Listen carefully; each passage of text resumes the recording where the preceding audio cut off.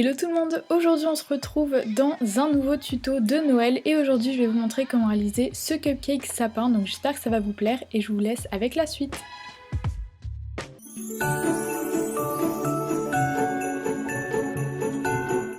Pour le matériel, vous aurez tout d'abord besoin d'un scalpel, d'une brosse à dents, de pinceaux,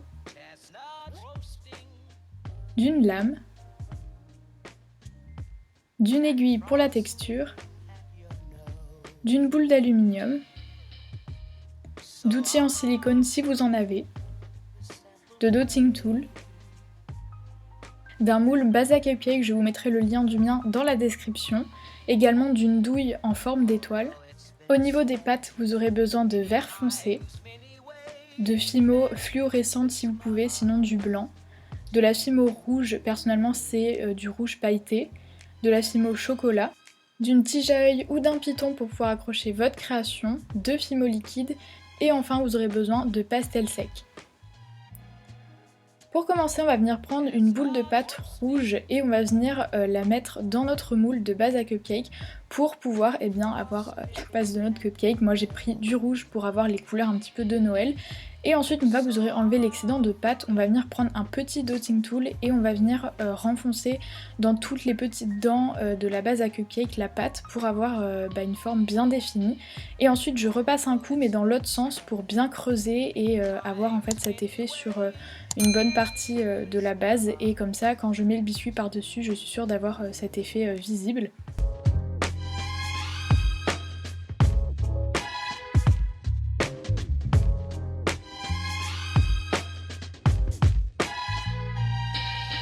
Pour réaliser le biscuit au chocolat, on va venir prendre tout simplement de la pâte couleur marron chocolat et on va venir faire un dôme à l'aide d'une boule de pâte qu'on va venir aplatir avec notre doigt. Donc on aplatit principalement les bords. Et ensuite on va prendre une brosse à dents pour faire la texture. Donc on tapote partout sur notre biscuit. Et ensuite on va venir utiliser une boule d'aluminium froissée afin de donner encore plus de texture au biscuit et une texture un petit peu plus aléatoire que la brosse à dents.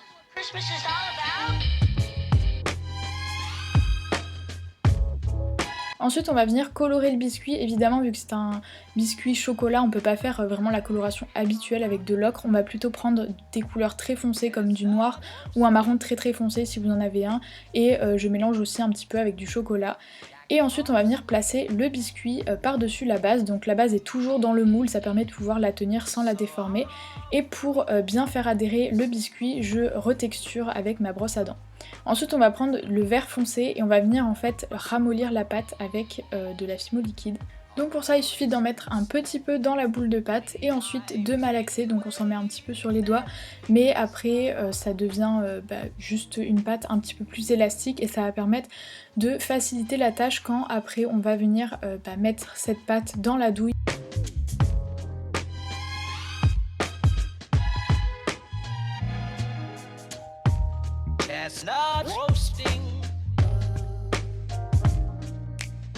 Donc une fois que votre pâte est assez molle, vous allez pouvoir la mettre dans votre douille et à l'aide d'un outil assez rond, donc un gros dotting tool ou le dos d'un pinceau par exemple, on va venir pousser la pâte pour qu'elle puisse ressortir et donner cet aspect de fausse chantilly et ça va pouvoir nous permettre de faire le glaçage du cupcake.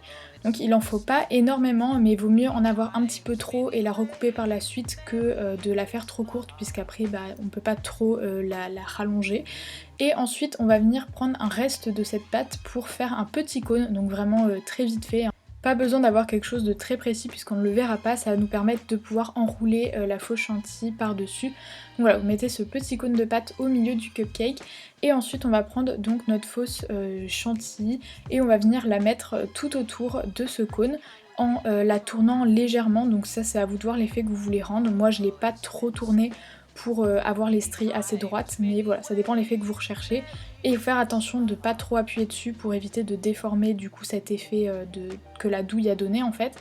et sur la fin donc je viens un peu tirer dessus très légèrement pour en fait l'affiner. Et pour le haut du glaçage, on va venir former la petite pointe au bout, donc pour ça on vient tirer sur le reste de pâte pour essayer de former cette pointe qui pourrait y avoir quand on utilise du vrai glaçage. Et ensuite on va venir la remodeler pour avoir un effet un petit peu pointu. Et voilà donc le résultat, et ça forme du coup le glaçage en forme un petit peu de sapin. Et bien évidemment on va rajouter de la décoration à ce sapin, donc on va venir mettre des petites boules pour faire comme par exemple ça pourrait être des boules de Noël, ou alors ça pourrait être comme des guirlandes lumineuses. Donc personnellement j'ai utilisé de la pâte fluorescente pour avoir un petit effet supplémentaire quand il fait noir, mais vous pouvez prendre la couleur que vous voulez, vous pouvez prendre du blanc ou une autre couleur. Et pour le haut du sapin, je viens faire une toute petite étoile, donc j'ai pris toujours de la pâte fluorescente et je l'ai aplatie assez finement, et avec une aiguille je viens tracer la forme d'une étoile. Donc on voit pas grand chose mais c'est la forme d'une étoile tout simplement, et ça va nous permettre de guider pour la découpe. Donc après je prends un scalpel pour être plus précise, et du coup je détaille en fait la forme de mon étoile. Donc au début elle est un petit peu grossière, et par la suite je viens lui redonner forme, puisque vous pouvez le voir elle est pas du tout symétrique, donc je retaille un petit peu les pointes qui sont trop grandes, et voilà, pour avoir une étoile bien symétrique et de la bonne dimension. Et avec un outil en silicone je viens donner un petit peu plus forme, donc je rajoute des détails et j'adoucis les bords, puisque quand on coupe avec le scalpel ça fait des bords un petit peu bruts, donc voilà. Et ensuite avec le scalpel je vais venir couper la pointe, donc je la coupe en deux, ou pas forcément en deux, mais en fait pour avoir un côté tout plat, et ça va nous permettre par la suite de poser l'étoile contre. Et il faut être très délicat à cette étape, et voilà, donc une fois que votre étoile est bien soudée sur la pointe du cupcake, vous n'avez plus qu'à rajouter, si vous en avez envie, un piton ou un clou à œil pour pouvoir accrocher votre création. Et ensuite, donc voilà, moi je me suis aidée d'une pince pour éviter d'abîmer l'étoile. Et pour la dernière étape, évidemment, on va venir démouler le cupcake. Donc là, il faut faire attention de ne pas déformer la création. Si jamais vous avez peur, vous pouvez cuire la création directement dans le moule. Mais voilà, c'est tout pour ce tuto. J'espère qu'il vous aura plu. N'hésitez pas à me donner votre avis dans les commentaires. Et sur ce, je fais plein de gros bisous et je vous dis à la prochaine. Bye tout le monde!